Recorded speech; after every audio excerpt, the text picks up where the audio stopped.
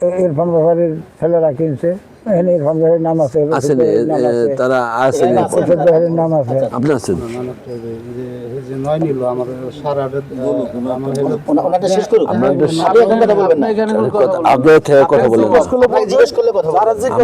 আমরা কথাগুলি চাপাইতেছি, আপনি কথাগুলো বলেন। উনি যেমন একটা বলছে যে আমি 52 নিয়েছি, উনি 52 দলিল আমাদের দেখাবে পরিষ্কার একটা আমরা পাইলাম। আচ্ছা, আপনি কি আর বিবাদী? হ্যাঁ, আপনি বলেন, আপনি বলেন এই সম্পত্তির কি ব্যাপারে? আপনার জন্য 1 একর 57 ওনার রেকর্ড হওয়ার কথা, 52 বাদ দিলে বাদ বাকি ওনার নামে রেকর্ড হয়েছে 53%, আর 1 একর জমি 5% জমি ওনার দাবি। আমি একজনে বলো, একজনে বলো। আমি আমার আব্বার পক্ষ থেকে, হ্যাঁ বলেন বলেন। যে আমার আব্বা দীর্ঘদিন গভর্নমেন্ট চাকরি করতো। আসলে জমি সংক্রান্ত বিষয়ে আমার বাবা অনেক কিছুই বুঝে না বা জানে না, তবে এই সম্বন্ধে জানতো আমার বড় চাচা। এই দীর্ঘদিন মেমোরি করছে। কে মেম্বার? তার নাম তারপরে আমার চাচা মেজো কাকা খুরশিদ ব্যাপারী মুক্তিযোদ্ধা, আমার বাবা একজন মুক্তিযোদ্ধা। তারপর আমার সেজু কাকা, এরা বুঝতো। তারা তিনজনই মানে দূরে থেকে বিদায় নিয়েছে। এখন মোটামুটি এই জমি সংক্রান্ত বিষয়ে মোটামুটি আমার বড় চাচার ছেলে, আমার ওই যে বড় ভাই, সে মোটামুটি একটা দিক নির্দেশনা দিতে পারে। উনি কথা বলবে, আসেন ভাইজান, একটু আসেন, এদিকে আসবেন। হ্যাঁ, এটাই ভালো। হ্যাঁ, তো দাঁড়াই, বসে বসেন, সামনে এই ওনাকে একটা, হ্যাঁ এটির সাথে নিয়ে নেন, মুখের কাছে নিয়ে বলেন, কথা বলেন। এই জমি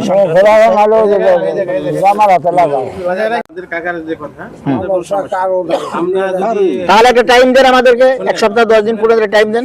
জি জি, আমাদের দলিল আছে, দলিল জমা দিয়েছি, তাই আমরা আনতে পারবো, যে কোনো টাইম আনতে পারবো। ওই 15 দিন 1 মাস সমস্যা নেই। জি, অন্য আরেক দল আছে, ওদের কাছে জিজ্ঞেস করুন, এরা যে তারা বলছে আমরা নেই, তারা বলছে সমস্যা নেই, আপনারা এই সময় দেন, ওই সময় ওরা আপনাদের উপর নির্ভর করছে, আপনারা যে টাইম দেবেন ওরা সেই টাইমে দিবেন। ফটোকপি যদি আনেন, ওর দলিল নাম্বার আছে, নাম্বার দেখে তাদের যদি বিশ্বাস না হয় তারা দেখবে যে সমস্যা কোথায়। এটা জাস্টিফাই করে আছে, কায়দা আছে। আমরা দেখবো, আমরাই দেখবো, সমস্যা নেই। শুনে আমাদের কোনো সমস্যা নেই, আমরা সব টাকা নিয়ে দিতে পারবো। আচ্ছা আচ্ছা, মানে এক জন আনলে তো না, 1 সপ্তাহ না, একটু 1 সপ্তাহ হবে না, একটু বাড়াই দেন। ভাই যেদিন পারে আমরা আচ্ছা ঠিক আছে, আপনি তাহলে আপনি দিতেন সময় নেন, সময় দেন। আপনারা এই সময় দিতে বলে, তাহলে এটা ওরা লিখে রাখলে ওর শর্ট হয়ে গেলে ভালো হলো। টাকা আচ্ছা, আপনার কথা আপনার ভাই, আচ্ছা, অরিজিনালটা লাগবে না ফটোকপি? হ্যাঁ, ফটোকপি আপনি ফটোকপি নিয়ে আসেন, জানি সব স্পষ্ট থাকে, সমস্যা আপনি নেই। অরিজিনাল আইন না আবার দিতে পারবেন, দিবেনও পারবেন না, অরিজিনাল দরকার নেই, আপনি ফটোকপিগুলো নিয়ে আসেন। যেহেতু মামলা আছে, আপনি যে মামলা আছে ফটোকপি নিয়ে আসেন। ফটোকপি না, কবে দিবেন সেটা বলেন। কোয়েন ওনাদের কথা কোয়েন মানবাধিকার থেকে আমাদের মীমাংসার চেষ্টা করতেছে। 1 মাস আজকে থেকে, ডিটেইল আজ থেকে 1 মাস টাইম লাগবে। আজকে আজকে হলো আপনার কত তারিখ? 22 তারিখ, আগামী মাসে 20 তারিখে তো সর ইনা কি বের পরে রাখো রাখো, ইসে দিছিলাম কয় তারিখে? দেখেন, আমরা দেখেন একদিন বারটা পরে কি দেন?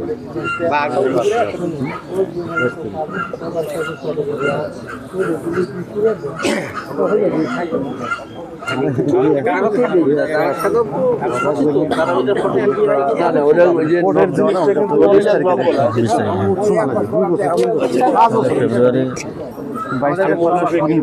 শনিবার, শনিবার ঠিক আছে, শনিবার পরে, শনিবার।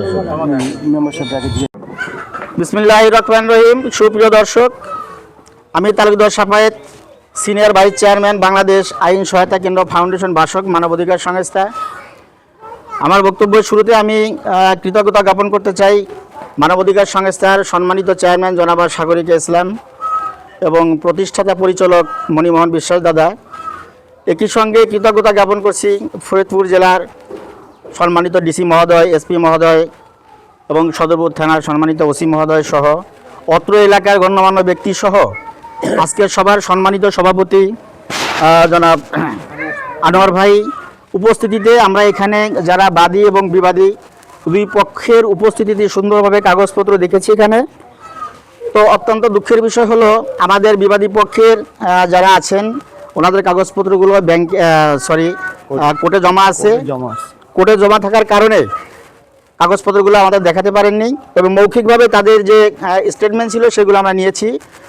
আগামী ফেব্রুয়ারি মাসের 25 তারিখে ওনারা আমাদের কাছ থেকে সময় নিয়েছেন যে আগামী মাসের 25 তারিখে সকলে কাগজপত্রগুলো হাজির করবেন এই মজলিসে।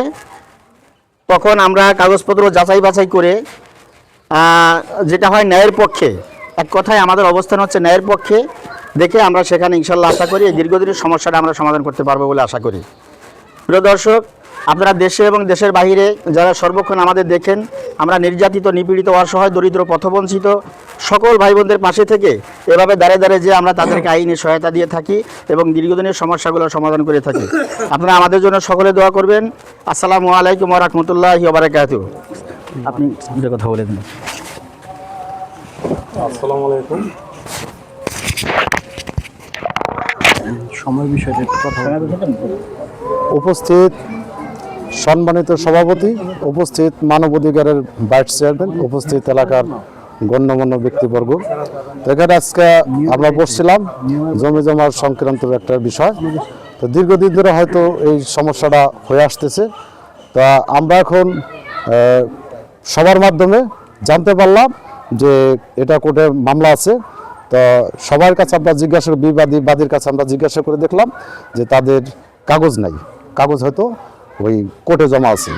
তো ওই পরিপ্রেক্ষিতে তাদেরকে তারা একটা সময় নিয়েছে, এই সময় ভিতরে আমরা এই মানবাধিকারের এই ইসের মাধ্যমে আমরা সামনে সমাধান করার চেষ্টা করব ন্যায়ের পক্ষে। এই বলে আমার বক্তব্য শেষ করছি। আল্লাহ হাফেজ। এই পর্যায়ে এই মজলিস সমাপ্ত ঘোষণা করলাম।